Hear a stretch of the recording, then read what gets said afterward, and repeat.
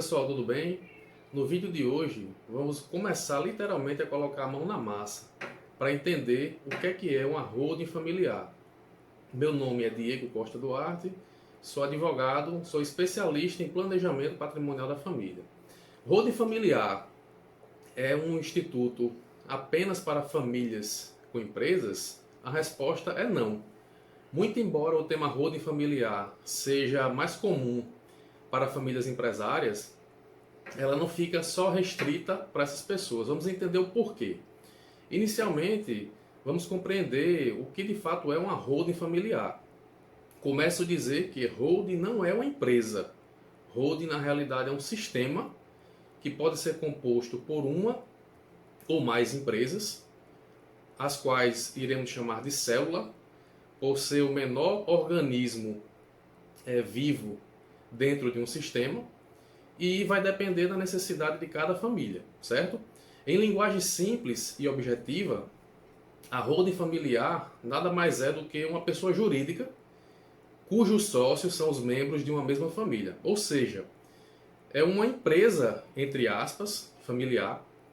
E observe que o termo empresa, a palavra empresa, eu falei entre aspas, pois essa pessoa jurídica não necessariamente desenvolverá atividade econômica. Por isso, ela se diferencia, né? Mas você me pergunta, mas como assim? Uma empresa ou um conjunto de empresas, um sistema de empresas, ou um conjunto de células, né? Como assim? Que não necessariamente vai desenvolver atividade econômica? Pois é, uma empresa, numa linguagem mais técnica, é uma pessoa jurídica que produz ou circula bens ou fornece serviços, visando lucro. Porém, em muitos casos, a holding familiar será apenas a dona, né? A proprietária dos bens da família, não desenvolvendo atividade econômica, ou seja, não vai produzir nem circular bens ou serviços, e a isso chamamos de holding patrimonial. Essa modalidade, holding patrimonial, que pode trazer benefícios tanto para famílias empresárias ou não. Em síntese, o que nós temos, né? A holding patrimonial, na holding patrimonial, por meio da holding patrimonial, os bens da família, geralmente imóveis, mas podem ser outros bens também, avaliando caso a caso, são transferidos para um CNPJ da holding. Ou seja, abre-se um CNPJ e se transfere para ele os bens que pertencem à família, no caso a pessoa física. Esses bens podem compreender inclusive a um único imóvel, por isso que o tema do vídeo diz: a holding familiar é apenas para famílias de empresas? Não, porque as famílias comuns que detenham inclusive um único patrimônio podem se valer também desse instituto de planejamento patrimonial, planejamento sucessório. Com isso, esse imóvel passa a pertencer à holding, que terá os sócios como os integrantes da família. Aí você me pergunta, mas quais seriam as vantagens disso? Pois é, quando os bens da família ou o único bem passam a integrar uma empresa, uma célula, né, dentro do sistema de holding, é possível desenhar todo um planejamento sucessório ainda em vida, que vai evitar conflitos futuros, né? Conflitos estes que podem ser suscitados quando a família não se planeja e de repente fez uma opção equivocada por um testamento, por uma doação de bens em vida, ou de repente não fez nada disso e chegou à via extrema do inventário, enfim. Se não se preveniu, infelizmente vai arcar com os custos da remediação. Isso evita, né, o planejamento sucessório evita os problemas futuros de conflitos familiares que não são raros de acontecer, já que ainda em vida, por meio do planejamento patrimonial e sucessório, utilizando a holding como ferramenta, esses bens já podem ser distribuídos aos herdeiros. E aí surge outra pergunta, mas eu estou fazendo, de repente, né, uma doação. Eu vou perder a administração dos meus bens? A resposta é clara e objetiva. Não, não vai perder.